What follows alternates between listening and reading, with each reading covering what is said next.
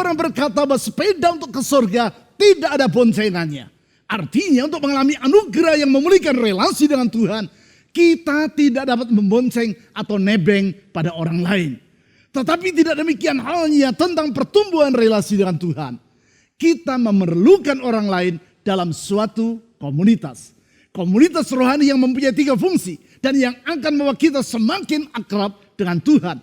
Komunitas seperti yang Yesus bentuk dan yang telah membawa dampak yang sangat besar terhadap dunia. Komunitas yang bila kita terlibat di dalamnya, maka kebugaran hidup kita akan terpelihara, serta kita akan ditolong untuk senantiasa berjalan dalam kemenangan yang Tuhan sediakan. Bapak, Ibu, dan saudara-saudari sekalian, selamat datang di Connexus Ibadah Gereja Kristen Perjanjian Baru Fajar Pengharapan. Dimanapun Anda berada, kami berharap Anda dalam keadaan yang sehat dan bersuka cita. Siapkan diri dan hati Anda untuk memuji dan mendengarkan kebenaran firman Tuhan yang akan membuat kita semakin akrab dengan Tuhan dan hidup kita disegarkan. Pastikan Anda mengikuti ibadah online tanggal 2 dan 3 Oktober karena ibadah tersebut akan disertai dengan perjamuan kudus. Bagi Anda yang belum mendapatkan roti dan anggur perjamuan kudus, silahkan menghubungi pemimpin kesan atau menghubungi melalui WhatsApp di nomor 0811 896 876. Beban dan pergumulan tidak dapat kita hindari. Namun Tuhan selalu ada dan bersedia untuk menolong kita. Kirimkan beban doa Anda ke nomor WA 0811 841 765. Karena para pendoa gereja kita akan mendoakan setiap beban dan pergumulan Anda tersebut. Mari kita memberikan persembahan dan persepuluhan kita kepada Tuhan sebagai ungkapan kasih dan syukur kita kepadanya. Anda dapat memberikan persembahan dan persepuluhan Anda dengan mengirimkannya ke nomor rekening di layar atau men-scan QR Code dengan menggunakan aplikasi dompet digital yang tertera di layar Anda. Di sepanjang bulan September ini, ibadah kita masih membahas tema refresh atau disegarkan. Melaluinya kita akan belajar bagaimana membangun hubungan yang semakin akrab dengan Tuhan sehingga hidup kita selalu disegarkan. Minggu ini kita akan membahas topik komunitas yang menyegarkan. Informasi dan pengumuman penting lainnya dapat Anda lihat dan ikuti di bagian menjelang akhir ibadah ini. Selamat beribadah. Selamat datang di ibadah Connexus. Ketahuilah bahwa Tuhanlah Allah. Dia layak ditinggikan, Dia layak diagungkan. Terbayang kebesaran-Mu dan tak terbanding kekuatan-Mu Tuhan. Kau megah bagiku. Amin. Segenap jiwa dan pengharapan telah ku serahkan untuk rencana-Mu Tuhan. Kau Raja atasku. Hanya Kau yang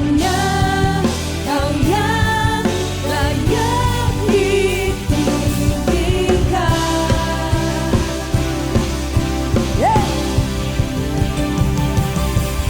Ajaib Kau Tuhan, agung dan perkasa. Kau sumber kemenanganku, layak berkuasa, memerintah selamanya. Yesus, Kaulah Raja mulia. haleluya.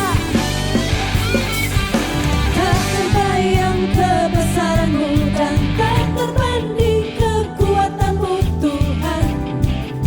Kau megah bagiku. Segenap jiwa dan pengharapan telah ku serahkan untuk rencana-Mu Tuhan. Kau Raja atasku. Hanya Kau yang layak ditinggikan.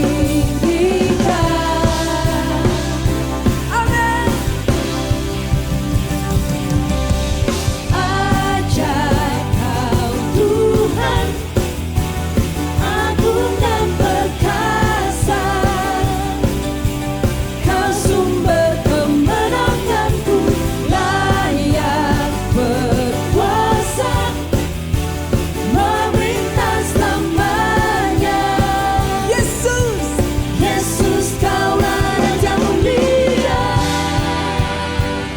Dia Allah yang besar. Dia raja di atas segala raja. Dia ajaib, perkasa, mulia. Haleluya. Ajaib, perkasa, mulia. Ajaib, perkasa, mulia.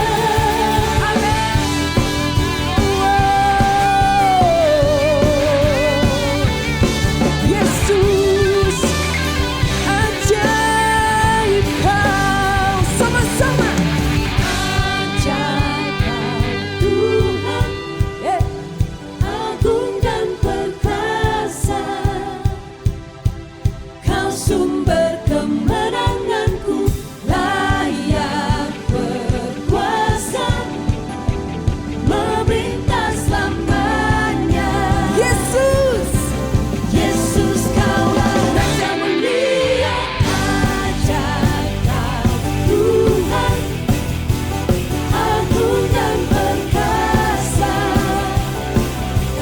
Kau sumber kemenanganku, layak berkuasa, memerintah selamanya.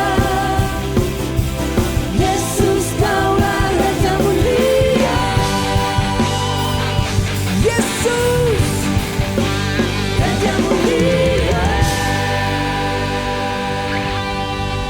amin. Haleluya.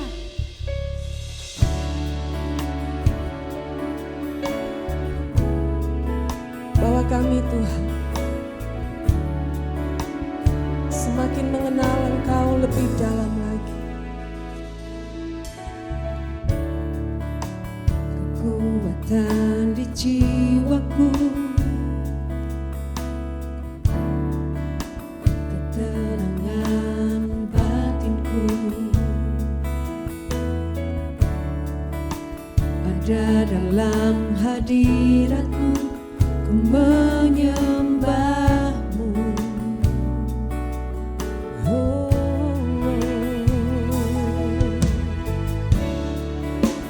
Bersungguhku di kakimu, rasakan hadiratmu. Takkan ku melepaskanmu, kau cahaya bagiku. Mengiringmu seumur hidupku, masuk dalam rencanamu Bapa.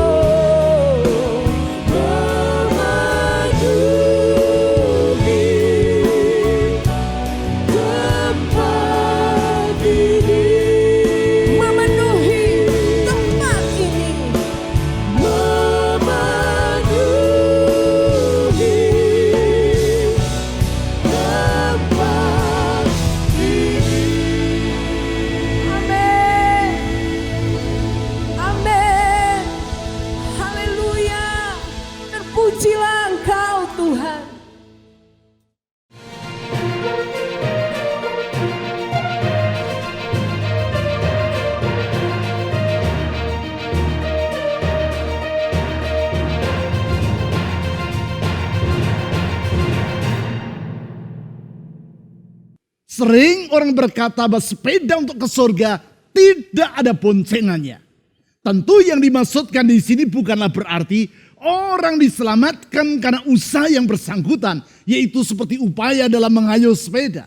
Namun, bahwa untuk masuk ke dalam surga, kita tidak dapat membonceng atau menumpang atau nebeng pada orang lain. Sehingga adalah keliru kalau seorang suami berkata kepada istrinya, "Ma, kita bagi-bagi tugas. Mama dan anak-anak saja yang ikut Yesus. Aku nanti saja. Silakan mama yang giat beribadah dan pelayanan. Sedangkan aku yang bekerja mencari uang. Titip doa saja untuk aku." Memang kalau kita memahami makna dari keselamatan hanya sebatas masuk ke dalam surga, maka adalah benar bahwa sepeda ke surga tidak ada boncengannya. Sebab keselamatan adalah buah dari pemulihan relasi dengan Allah. Sedangkan pemulihan relasi tersebut merupakan anugerah Allah yang kita alami secara pribadi. Kita alami secara pribadi. Sehingga kita tidak dapat ikut atau nunut pada anugerah pemulihan yang dialami oleh orang lain. Singkat kata, kalau seorang istri menjadi pengikut Kristus, maka bukan berarti relasi suaminya dengan Tuhan secara otomatis juga ikut dipulihkan. Tetapi tidak demikian halnya tentang pertumbuhan relasi dengan Tuhan. Pertumbuhan relasi ini bukan semata-mata urusan pribadi, yaitu hanya antara kita dengan Tuhan. Pertumbuhan tersebut memerlukan suatu komunitas. Hal ini sama seperti bahwasanya orang dapat dilahirkan di mana saja. Ada orang yang dilahirkan di rumah sakit, ada yang dilahirkan di rumah, bahkan ada yang dilahirkan di dalam mobil. Tetapi untuk bertumbuh menjadi manusia yang kehidupannya utuh serta bugar, hal tersebut tidak dapat terjadi di mana saja. Orang harus bertumbuh dan dibesarkan dalam sebuah keluarga yang fungsional. Begitu juga orang dapat dilahirkan baru, sehingga mengalami pemulihan relasi dengan Kristus di mana saja. Kelahiran baru tersebut dapat terjadi ketika ia sedang mengikuti ibadah kebangunan rohani, atau karena seseorang membagikan Injil secara pribadi kepada dirinya, atau bahkan ada kalanya karena Yesus menampakkan diri kepada yang bersangkutan. Tetapi untuk bertumbuh di dalam relasi yang sehat dengan Tuhan, hal itu tidak dapat terjadi di mana saja. Untuk itu kita memerlukan sebuah keluarga atau komunitas rohani. Pentingnya komunitas sebagai wadah pertumbuhan relasi dengan Allah ini dikemukakan oleh Dietrich Bonhoeffer, teolog dari Jerman yang sangat terkenal dan yang berkali-kali namanya pernah saya sebutkan dalam khotbah saya.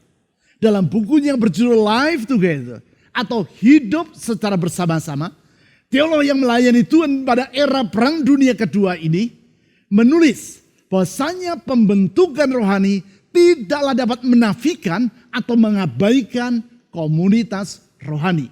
Memang di satu sisi pertumbuhan relasi dengan Tuhan merupakan tanggung jawab kita secara pribadi.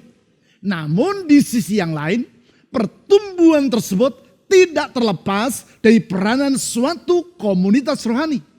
Hal ini dapat kita lihat di dalam Pengkhotbah pasal 4 ayat 9 sampai 12. Di dalam ayat-ayat tersebut dijelaskan tentang pentingnya suatu komunitas rohani bagi kehidupan kita.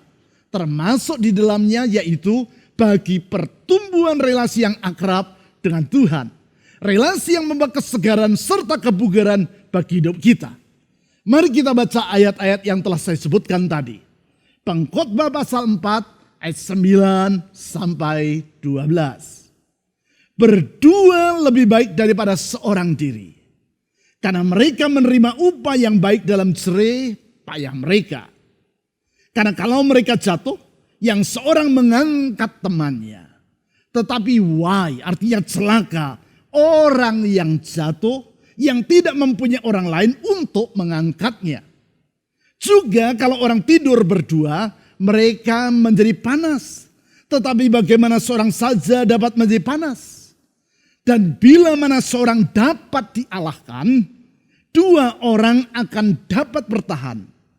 Tali 3 lembar tak mudah diputuskan. Di dalam ayat-ayat yang baru saja kita baca ini, disebutkan 3 fungsi yang penting dari suatu komunitas.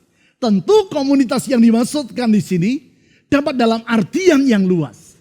Tetapi karena kita menelaah ayat-ayat tersebut dari sudut pertumbuhan relasi dengan Tuhan, maka komunitas yang dimaksudkan adalah keluarga secara rohani. Itulah gereja atau jemaat atau sesama saudara seiman yang diikat dalam suatu komitmen. Ketiga fungsi di komunitas rohani tersebut adalah yang pertama, sebagai tempat bagi orang untuk memberi pertanggungjawaban. Saya ulang, fungsi yang pertama yaitu sebagai tempat bagi orang untuk memberi pertanggungjawaban. Pertanggungjawaban yang membedakan antara orang yang hidup seorang diri dengan orang yang hidup di dalam suatu komunitas. Orang yang hidup seorang diri pada batas tertentu tidak perlu memberi pertanggungjawaban kepada orang lain. Sebagai contoh, orang yang belum menikah dan tinggal seorang diri, kalau yang bersangkutan hendak pergi keluar rumah, ia tidak usah berpamitan kepada siapapun juga. Ia tidak perlu memberitahu orang lain tentang tujuan kepergiannya dan kira-kira pukul berapa ia akan pulang ke rumah. Tetapi tidak demikian halnya kalau orang tersebut sudah berumah tangga. Yang bersangkutan harus memberi pertanggungjawaban kepada komunitasnya, yaitu keluarganya. Karena itu, bila ia akan pergi keluar rumah, ia wajib berpamitan kepada pasangan hidupnya. Dan tidak bisa lagi asal nyelonong seperti ketika masih bujangan. Singkat kata, suatu komunitas merupakan tempat bagi orang untuk memberi pertanggungjawaban. Sehingga dengan demikian komunitas akan menolong orang untuk mengembangkan sikap bertanggung jawab. Peranan komunitas dalam membangun sikap bertanggung jawab ini secara implisit dikemukakan dalam Pengkhotbah pasal 4 ayat 9 yang sudah kita baca tadi. Di situ ditulis sebagai berikut. Berdua lebih baik daripada seorang diri. Karena mereka menerima upah yang baik dalam jerih payah mereka. Di sini dikemukakan bahwa berdua atau hidup dalam suatu komunitas adalah lebih baik daripada hidup seorang diri. Alasannya yaitu karena bila orang hidup dalam suatu komunitas, maka mereka akan menerima upah yang baik atau memperoleh manfaat dari jerih payah mereka. Perhatikan, di ayat ini disebutkan bahwa hidup dalam suatu komunitas atau berdua merupakan suatu jerih payah atau toil di dalam bahasa Inggris. Yaitu suatu usaha yang memakan tenaga. Mengapa demikian? Sebab memang hidup seorang diri atau hidup secara soliter tidak memerlukan upaya seperti kalau orang hidup di dalam suatu komunitas. Tidak memerlukan upaya. Antara lain karena kita tidak perlu memikirkan perasaan dan kepentingan orang lain yang merupakan anggota komunitas kita. Saudara yang pernah tinggal di asrama atau di tempat kos tentu memahami hal ini. Kalau saudara tinggal satu kamar seorang diri, maka saudara tidak perlu berjerih payah seperti kalau saudara tinggal sekamar berdua atau bertiga dengan orang lain. Dengan tinggal satu kamar seorang diri, saudara dapat berbuat semau Anda. Saudara tidak membereskan tempat tidur selama 1 minggu pun tidak akan ada yang mengeluh. Tetapi lain halnya kalau saudara tinggal sekamar bersama dengan orang lain. Saudara harus bersedia untuk berupaya atau mengeluarkan tenaga, yaitu karena harus bertenggang rasa dengan teman sekamar Anda. Lalu apa kaitan antara memberi pertanggungjawaban kepada komunitas ini dengan pertumbuhan relasi kita dengan Tuhan? Untuk menjawab pertanyaan ini, saya perlu terlebih dulu menyegarkan ingatan kita tentang 6 hal yang telah kita pelajari di dalam 8 ibadah secara berturut-turut, yaitu mulai dari awal bulan yang lalu sampai dengan minggu yang lewat. 6 hal yang berulang-ulang telah saya sebutkan, bahwa semua itu perlu kita praktikkan atau lakukan guna memelihara relasi kita dengan Tuhan. Relasi dengan Tuhan yang menyegarkan kehidupan kita. Keenam hal tersebut adalah yang pertama, yaitu waktu hening atau silence and solitude. atau yang acap kali juga istilahkan sebagai waktu teduh.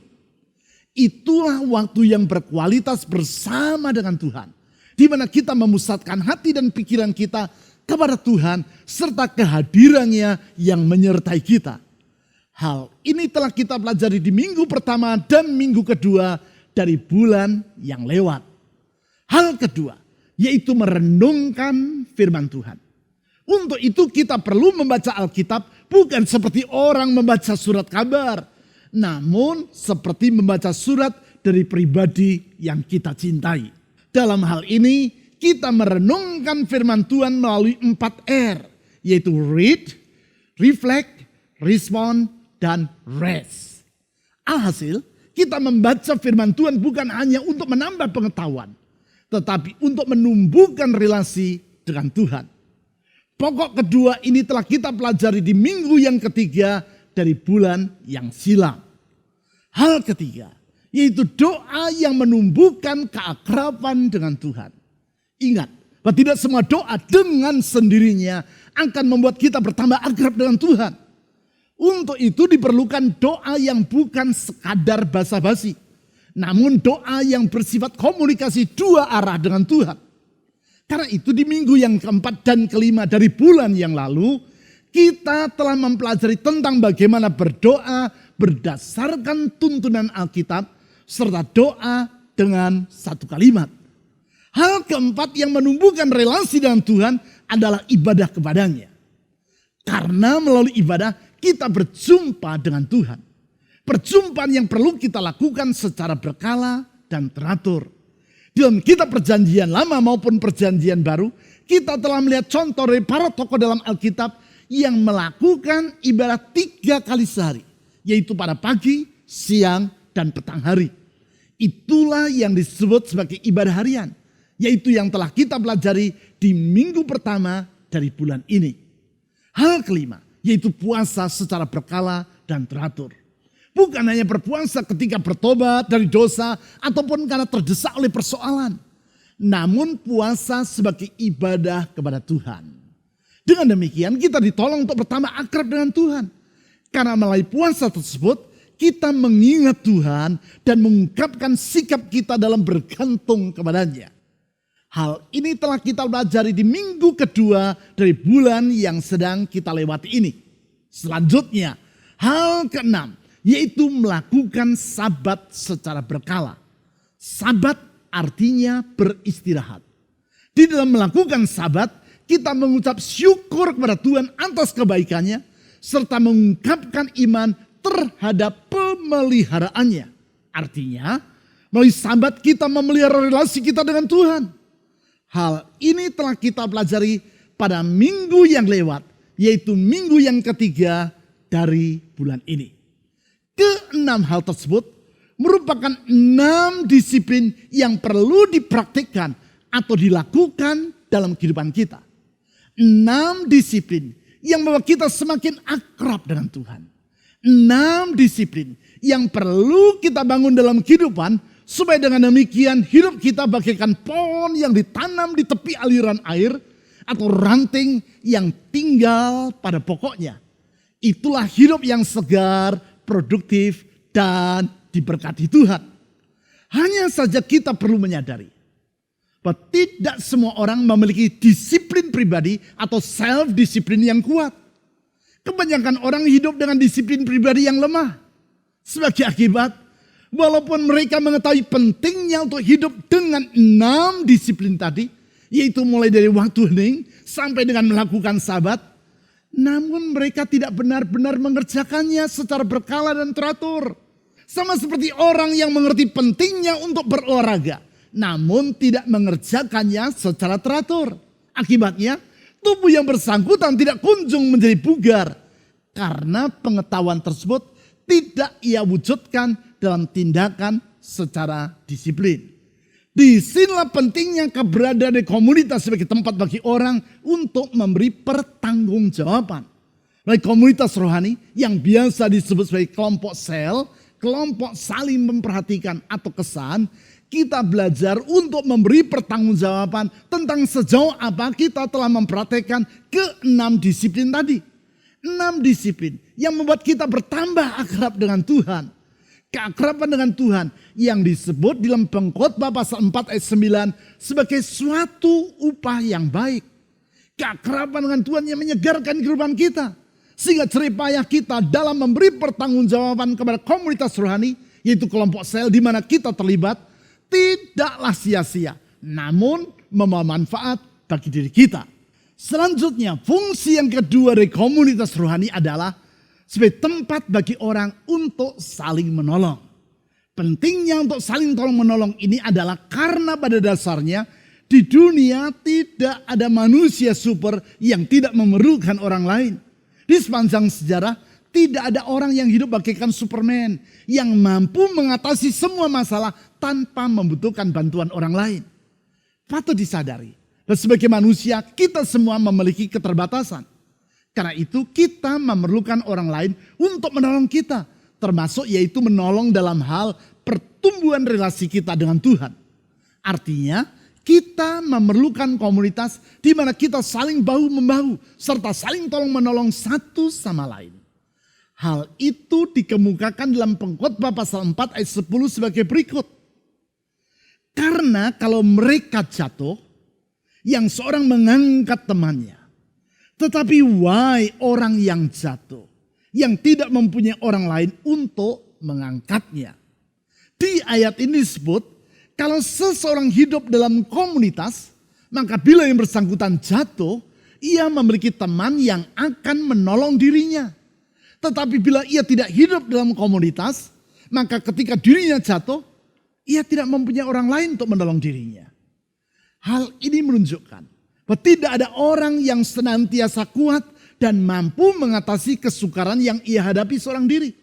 Karena itu adalah suatu kekeliruan. Kalau orang berkata, saya tidak memerlukan siapapun untuk menolong saya. Karena saya pasti selalu kuat sehingga tidak akan pernah terjatuh. Ini merupakan suatu kecongkakan yang akan menjerumuskan orang tersebut ke dalam masalah yang lebih besar. Hal itulah yang dapat kita lihat dalam diri William Ernest Henley, sastrawan dari Inggris yang hidup di abad ke-19. Masa kecil yang sukar karena penyakit TBC tulang yang ia derita mengakibatkan kaki kiri Henley harus diamputasi. Walaupun ia mengalami rasa sakit yang luar biasa, Henley terus berupaya untuk hidup dengan ceria. Di usia 20 tahunan karena penyakit TBC tulang tersebut, kembali ia harus menghadapi amputasi. Kali ini yaitu pada kaki kanannya. Tetapi yang bersangkutan menolak tindakan medis tersebut. Oleh karena itu ia berjuang dan mencari dokter yang dapat mengatasi penyakitnya tanpa harus mengamputasi kakinya lagi. Dalam perawatan Dr. Joseph Lister, seorang perintis ilmu bedah antiseptik atau antiseptic surgery, ia harus tinggal selama 3 tahun di rumah sakit. Alhasil, penyakitnya dapat diatasi tanpa ia perlu mengalami amputasi yang kedua kalinya. Hal ini mengakibatkan Henley meyakini bahwa kehidupan seseorang ditentukan sendiri oleh yang bersangkutan. Keyakinan ini ia utarakan dalam puisinya yang sangat terkenal, yaitu yang berjudul Invictus, yang artinya tak terkalahkan. Di bait terakhir puisi tersebut, ia menulis seperti demikian. I'm the master of my fate. I'm the captain of my soul. Aku adalah penguasa dari takdirku. Aku adalah nakoda dari jiwaku. Kalimat yang sangat terkenal dan yang menjadi idiom dalam bahasa Inggris ini menggambarkan keyakinan William Ernest Henley bahwa dirinya lah yang menentukan kehidupannya. Hanya saja kenyataan hidup yang ia alami tidaklah seperti yang ia tulis dalam puisinya tersebut. Pada tahun 1902, Henley terjatuh dari gerbong kereta api.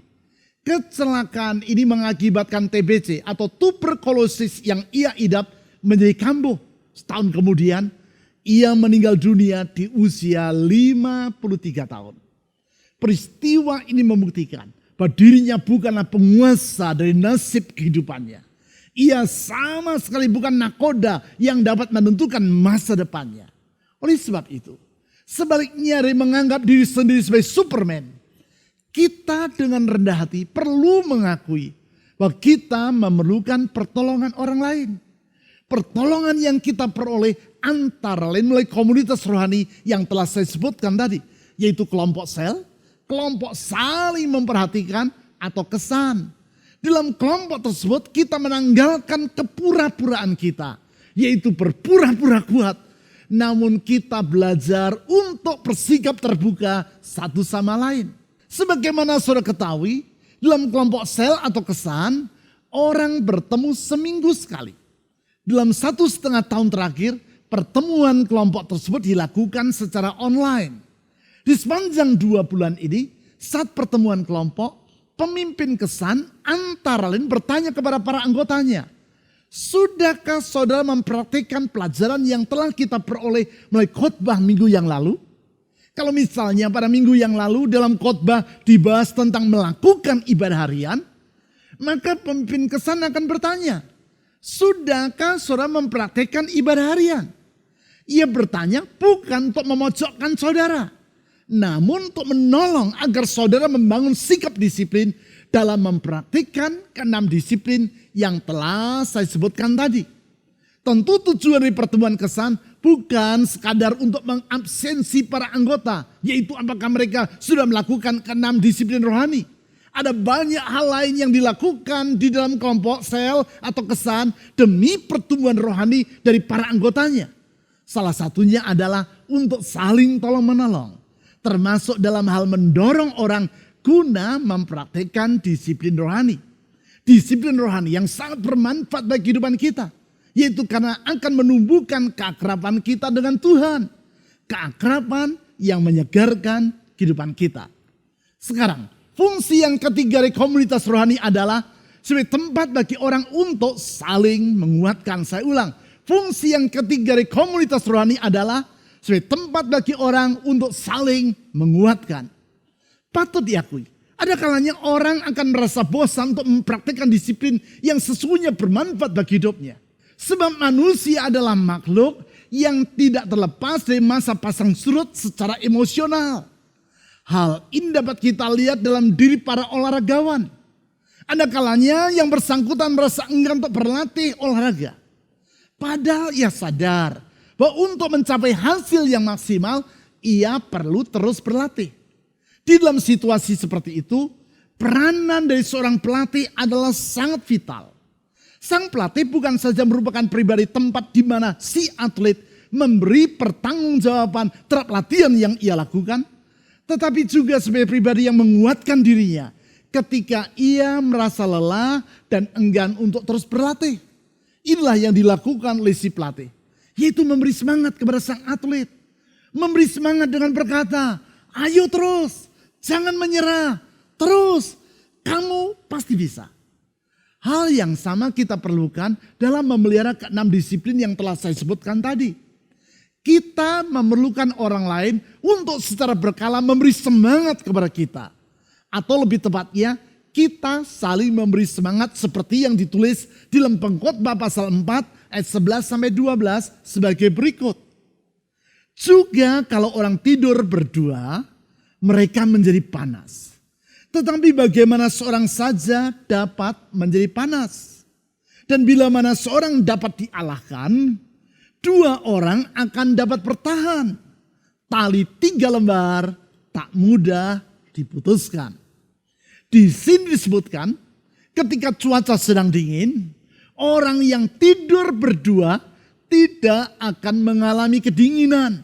Namun mereka akan saling menghangatkan satu dengan yang lain. Begitu juga ketika menghadapi tantangan. Orang yang hidup dalam komunitas tidak akan dapat dialahkan. Mereka tidak mudah untuk diputuskan. Namun akan dapat bertahan sampai pada akhirnya. Hal itulah yang kita alami melalui komunitas rohani. Yaitu kelompok sel, kelompok saling memperhatikan atau kesan. Ketika dalam pertemuan kesan, seseorang memberi kesaksian tentang manfaat yang ia peroleh karena melakukan disiplin rohani, maka kita sama seperti mendengar seorang pelatih yang berkata kepada para atlet, kamu pasti bisa, ayo bangkit dan berlatih terus. Sebagai akibat, sebaliknya dari dialahkan oleh perasaan enggan, jenuh dan malas untuk mempraktikkan disiplin rohani, Semangat kita akan dihangatkan dan dibangkitkan kembali. Semua ini menunjukkan pentingnya bagi kita untuk melakukan disiplin rohani yang ketujuh, yaitu terlibat secara aktif di dalam suatu komunitas rohani. Komunitas yang bukan hanya sekadar berfellowship bersama, ngobrol bersama atau minum kopi bersama, tetapi lebih daripada itu. Komunitas rohani dalam bentuk kelompok sel atau kesan yang merupakan wadah untuk saling memberi pertanggungjawaban, saling menolong, dan saling menguatkan. Karena itu apabila saudara belum terlibat dalam kelompok sel atau kesan, hubungilah nomor telepon yang terpampang pada layar saudara melalui WhatsApp. Tulislah kalimat, saya ingin terlibat dalam kelompok sel.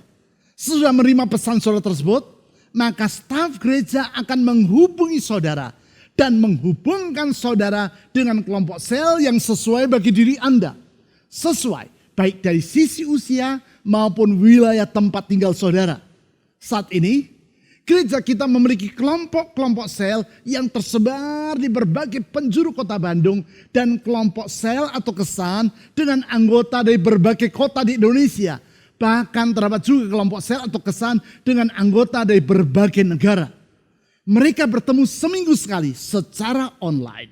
Untuk saling menguatkan, saling mendoakan, dan saling mendorong untuk bertumbuh di dalam pengenalan serta relasi dengan Tuhan.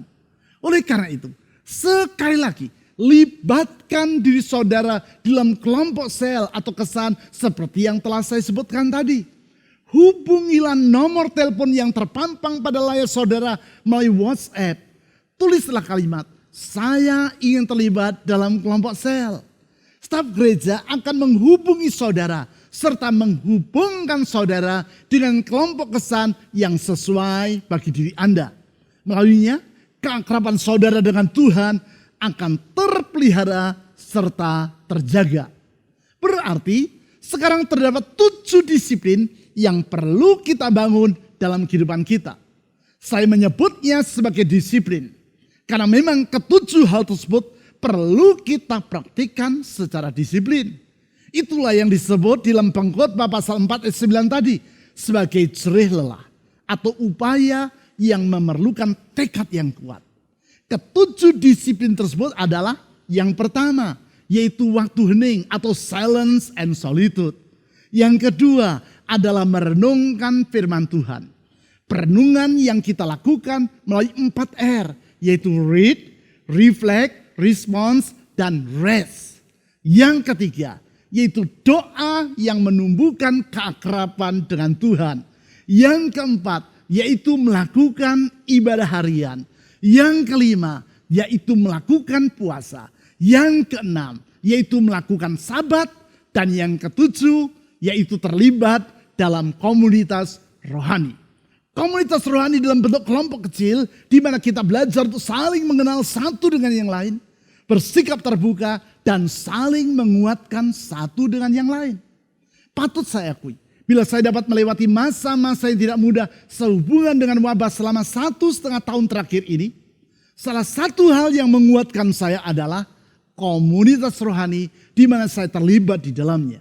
Komunitas rohani dengan para anggota yaitu para penatua dalam jemaat kita. Baik para penatua yang sudah emeritus maupun yang masih terlibat aktif di dalam pelayanan. Kami bukan hanya bertemu seminggu sekali. Namun secara rutin bertemu 4 kali seminggu. Setiap hari Selasa malam, Jumat malam, serta Minggu pagi kami selalu bertemu untuk berfellowship serta berdoa bersama. Di samping itu setiap hari Jumat siang kami juga bertemu sesuai dengan agenda pertemuan kelompok sel atau kesan. Artinya, saya bukan hanya mendorong saudara untuk terlibat dalam kelompok kesan. Tetapi saya sendiri dan para penatua yang lain juga berada dalam kelompok yang seperti itu. Itulah komunitas rohani yang menyegarkan kehidupan kita. Bukankah komunitas rohani seperti itu yang Yesus bangun di dalam masa pelayanannya di dunia 2000 tahun yang lampau? Hal pertama yang ia lakukan di awal pelayanannya adalah membentuk komunitas yang terdiri dari 12 orang murid. Kepada para muridnya yang hidup dalam komunitas tersebut, Yesus mencurahkan hati, pikiran, dan waktunya. Sehingga apabila saat ini Injil tersebar ke berbagai negara dan jemaat berdiri di seluruh penjuru dunia, hal tersebut tidaklah terlepas dari keberadaan komunitas rohani yang Yesus bentuk, yaitu himpunan dari para muridnya. Itulah komunitas rohani yang memampukan para pengikut Kristus melewati masa-masa yang sukar dengan berkemenangan. Itulah komunitas rohani yang Yesus berjanji, apabila mereka berkumpul dalam namanya, maka ia sendiri akan hadir tengah-tengah mereka. Itulah komunitas rohani yang akan membawa kita bertumbuh dalam keakraban dengan Tuhan. Keakraban oleh karena pemulihan relasi dengan Allah yang kita alami oleh anugerahnya. Keakraban yang perlu kita pelihara dengan sikap disiplin sebagai wujud penghargaan kita terhadap pengorbanan Yesus yang telah ia lakukan bagi hidup kita. Pengorbanan Yesus yang sangat mulia di kayu salib, yang menghapus masa lalu kita yang kelam, memperdamaikan kita dengan Allah, dan membentangkan masa depan yang baru serta penuh pengharapan bagi setiap kita yang percaya kepadanya. Pengorbanan Yesus yang memberi jaminan bagi kita pada setiap musim kehidupan kita dapat berjalan dalam kemenangan yang Ia sediakan. Karena sesungguhnya kasih, kuasa, hikmat dan kesetiaan Tuhan bersifat tidak terbatas serta tetap untuk selama-lamanya. Mari kita berdoa. Tuhan Yesus, kami bersyukur untuk anugerah-Mu yang besar, yang telah memulihkan relasi kami dengan diri-Mu. Pengorbanan-Mu yang mulia di kayu salib, yang menghapuskan masa lalu kami yang kelam, dan membentangkan harapan yang baru untuk masa depan kami. Karena di dalam pengorbanan-Mu dan penebusan-Mu, kami memiliki jaminan, yaitu hari esok indah seperti yang Engkau sediakan. Tuhan Yesus, kami bersyukur untuk semua itu. Ajar kami oleh karena pertolongan Roh Kudus-Mu, mampu untuk menjaga dan memelihara relasi kami dengan diri-Mu. Tuhan, tolong kami. Karena kami tahu, di luar Engkau, kami tidak dapat berbuat apa-apa. Hanya di dalam Engkau ya Tuhan Yesus, hidup kami akan menjadi bermakna, tidak sia-sia. Hidup yang produktif dan limpah dengan berkat-Mu. Oleh sebab itu dengan percaya kepada kasih, kuasa, hikmat dan kesetiaan-Mu, saya berdoa, ulurkan tangan kasih-Mu, menjamah setiap mereka yang sedang dalam kesulitan, berbeban berat dan memanggil nama-Mu. Ulurkan tangan-Mu yang penuh dengan kuasa itu. Karena kami percaya kuasa mujizat-Mu tetap berlangsung sampai hari ini. Ulurkan kesembuhan, menyembuhkan rumah tangga, menyembuhkan ekonomi, menyembuhkan tubuh jasmani, menyembuhkan hati, dan menyembuhkan masa depan dari anak-anak-Mu. Tuhan Yesus, di dalam Engkau ada pengharapan. Tuhan Yesus, di dalam Engkau ada jalan keluar. Di dalam Engkau ada pertolongan. Oleh karena itu, kepadamu dalam iman kepadamu, kami percaya dan menyerahkan hidup ini, menyerahkan masa depan ke dalam tangan tuntunan-Mu. Di dalam nama di atas segala nama, nama Yesus Kristus, Tuhan dan Juru Selamat yang hidup, kami telah berdoa. Amin.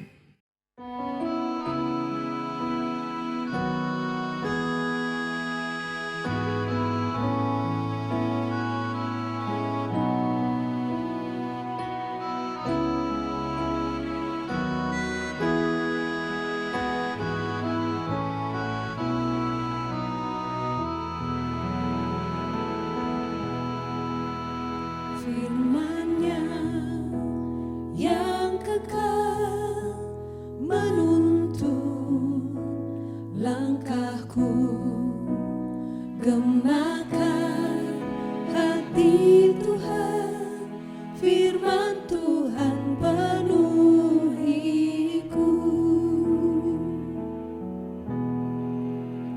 Firman yang beri harap, beri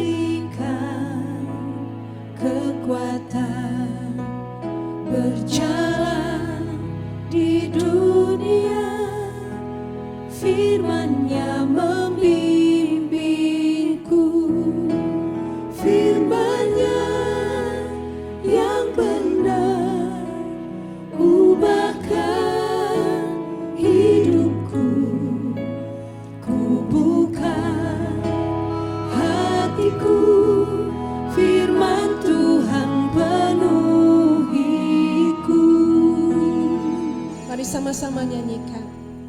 Firman-Nya beri harap, berikan kekuatan, berjalan di dunia. Firman-Nya membimbingku, Firman-Nya yang benar, ku makan hidupku, ku buka hatiku, firman Tuhan penuh. Katakan firman-Nya. Firman-Nya yang benar, ku makan hidupku, ku buka hatiku, firman Tuhan penuhiku.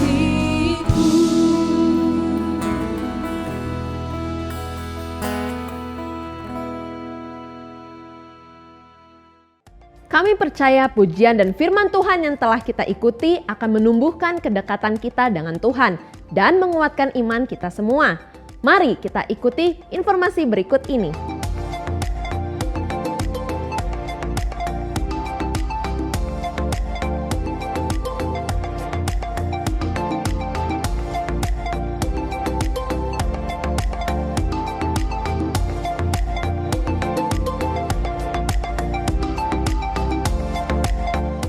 Bagi Anda telah tersedia buku ibadah harian jilid 4 untuk periode bulan Oktober sampai Desember yang akan menolong diri Anda untuk semakin akrab dengan Tuhan.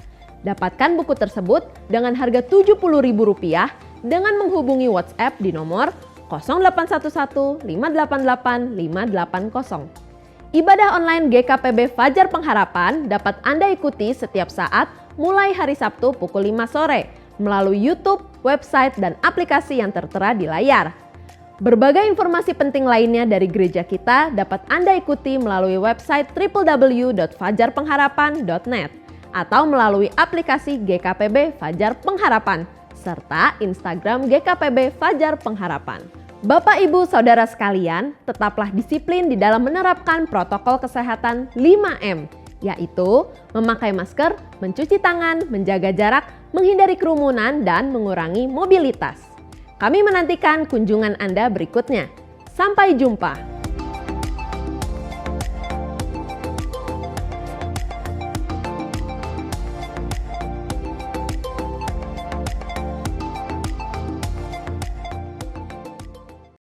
Bapak Ibu, kita bersyukur untuk ibadah yang telah meneguhkan iman kita hari ini.